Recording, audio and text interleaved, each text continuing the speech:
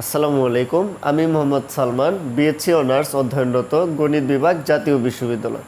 আজকে আমরা নবম শ্রেণীর নতুন কারিকুলাম অনুযায়ী পরিমাপের ত্রিকোণমিতি অধ্যায়ের গণিত সমাধান করব। আমরা 1 নম্বর প্রশ্নটি লিখে নিচ্ছি। সেটা হচ্ছে cos থিটা সমান 3/4 হলে থিটা কোণের অন্য অন্য ত্রিকোণমিতিক অনুপাতগুলো নির্ণয় করতে হবে। এই প্রশ্নটি সমাধান করার জন্য আমাদের প্রথমে একটি চিত্র নিতে হবে। আমাদের cos থিটা সমান 3/4 এটা দেওয়া আছে, এখানে ভূমি এবং অতিভুজের মান দেওয়া আছে। তো আমরা একটা চিত্র নিব, সেখানে হচ্ছে অতিভুজ 4 এবং ভূমির মান হচ্ছে 3। সেখান থেকে আমাদেরকে লম্বর মানটা বের করতে হবে। সেজন্য আমরা এখানে পিথাগোরাসের সূত্র ব্যবহার করব। এখানে এ থেকে বি পর্যন্ত হচ্ছে লম্ব, বি থেকে সি পর্যন্ত ভূমি এবং এ থেকে সি পর্যন্ত হচ্ছে অতিভুজ। এবার আমরা পিথাগোরাসের সূত্র অনুযায়ী লিখতে পারি এ সি স্কোয়ার সমান A B square plus B C square. এবারে আমরা পক্ষান্তর করব এবং মান বসাবো।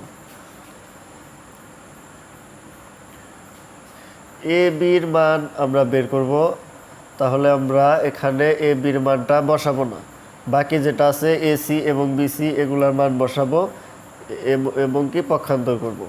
সেক্ষেত্রে আমরা A B square plus BC square সমান এ সি স্কোয়ার লিখব।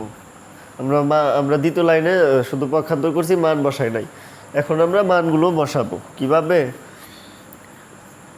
সেগুলো লিখি। তার আগে আমরা এ বিটাকে বাম পাশে রাখি, যেহেতু আমরা এ বির মান বের করব, সেহেতু আমরা লিখব এ বি স্কোয়ার সমান, ডান পাশে আছে কি A C square, B C square বাম পাশে প্লাস ছিল, আমরা যদি ডান পাশে নিই সেটা হয়ে যাবে কি মাইনাস বি সি স্কোয়ার লিখলাম। এবারে এ বি স্কোয়ার সমান এ সি স্কোয়ার, এ থেকে সি পর্যন্ত হচ্ছে এ সির মান হচ্ছে কি 4, এখানে লিখব 4 square minus B C square অর্থাৎ 3 স্কোয়ার। এ সির মান হচ্ছে কি 4, এ লিখলাম 4, বি সির মান হচ্ছে কি 3, লিখলাম 3 স্কোয়ার। এ বি স্কোয়ার সমান 4 স্কোয়ার হচ্ছে কত 16 মাইনাস 3 স্কোয়ার কত 9, 16 থেকে 9 বিয়োগ করলে কত হয় এ বি স্কোয়ার সমান 7। সুতরাং এ পাশে এ বি স্কোয়ার আছে, আমরা যদি এ বি স্কোয়ার সমান 7 থেকে এ বি সমান লিখতে চাই তাহলে স্কোয়ার আছে, এ পাশে নিলে হয়ে যাবে √7। আমরা এ বির মান পেয়ে গেলাম √7। আমরা এখানে এ থেকে বি পর্যন্ত লম্ব যেটা সেটা হচ্ছে √7, √7 আমরা লিখে নিলাম। এবারে আমাদের cos থিটা সমান 3/4 এটা দেওয়া ছিল, আমরা সেখান থেকে বাকিগুলার মান বের করব। √7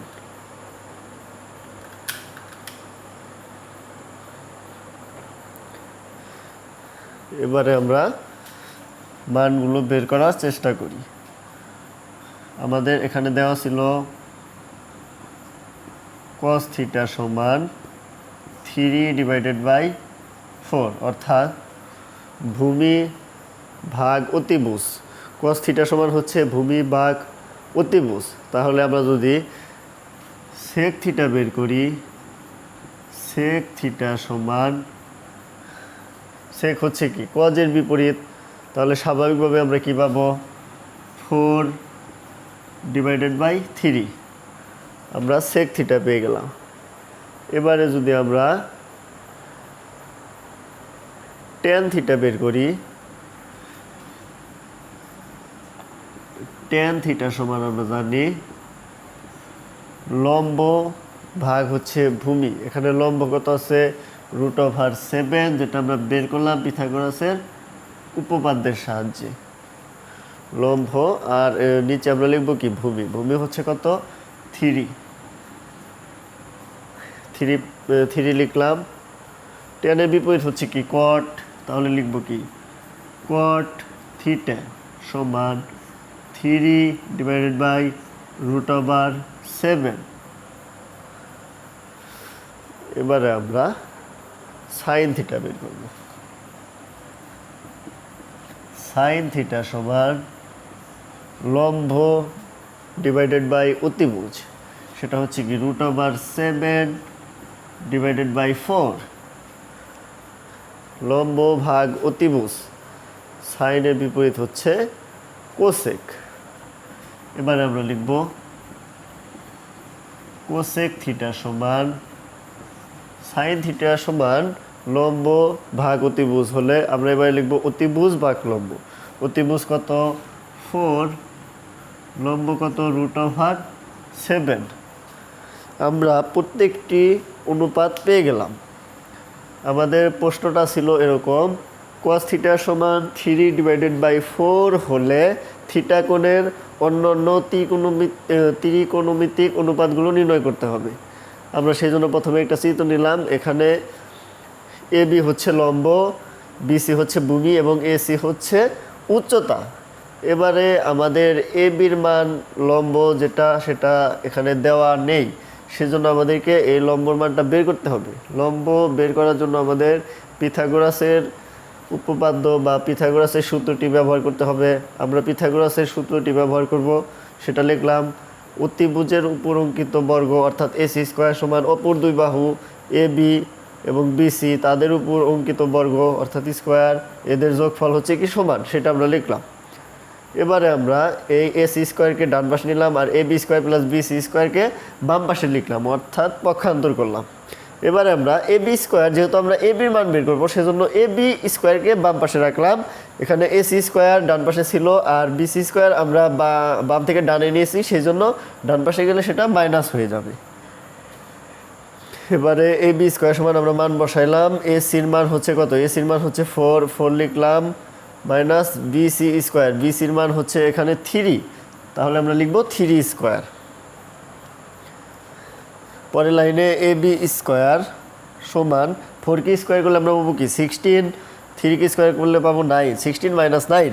AB স্কয়ার সমান 7, AB স্কয়ার সমান 7 হলে আমরা যদি ABর মানটা বের করতে চাই, আমাদের তো এখানে লাগবে ABর মান। লম্ব তো কখনো AB স্কয়ার হয় না, হবে AB, সেজন্য আমরা স্কয়ারটাকে এই পাশে নিলে পাবো রুট।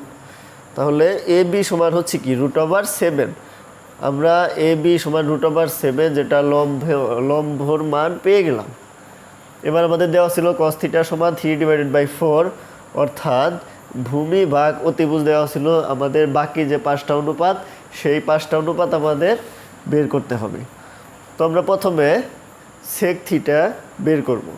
sec যেহেতু cos থিটা এর বিপরীত, তাহলে আমরা স্বাভাবিকভাবেই 4/3 লিখতে পারি। এটা এখানে ভূমি ভাগ অতিভুজ ছিল, তাহলে এখানে অতিভুজ ভাগ ভূমি হবে sec। এই যে অতিভুজ হচ্ছে কত 4, ভূমি হচ্ছে কত 3, তাহলে 4/3 এটা হচ্ছে sec থিটা।